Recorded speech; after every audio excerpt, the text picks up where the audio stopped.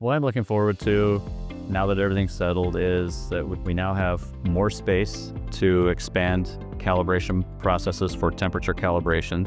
We have more resources here in Everett with the larger facility. We have more people available to help with things that come up. But mostly, I'm just excited to finally be able to expand the laboratory we had in American Fork. We had outgrown it. We were looking at having to, knock down walls or something and to try to get the expansion we needed. But whereas here it was planned for, so we have the space and we already have a lot of the equipment we need. So I'm excited about that. We've been looking at that and hoping for doing this for several years, and now it's happening. Well, Fluke really invested in this move. We're able to buy a lot of new equipment because not only were we moving the facility, but we also, in that risk assessment that we looked at, we knew we needed some equipment to mitigate risk, but also just in general, we have more space here and we wanted to address some capacity issues. So we were able to order more equipment, which is going to help a lot with reducing calibration times and service times for our customers.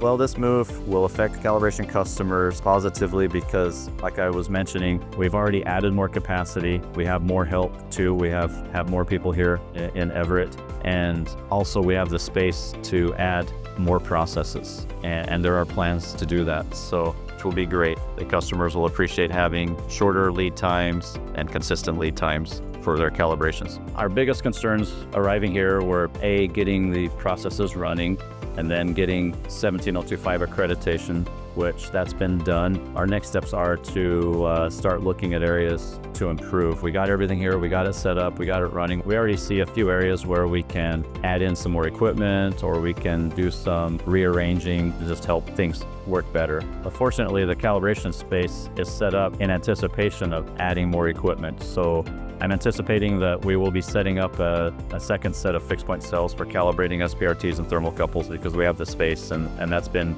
on our wish list for a long time. What's next beyond that is working through a series of Kaizens to determine what areas we need to improve on, FMEA Kaizens.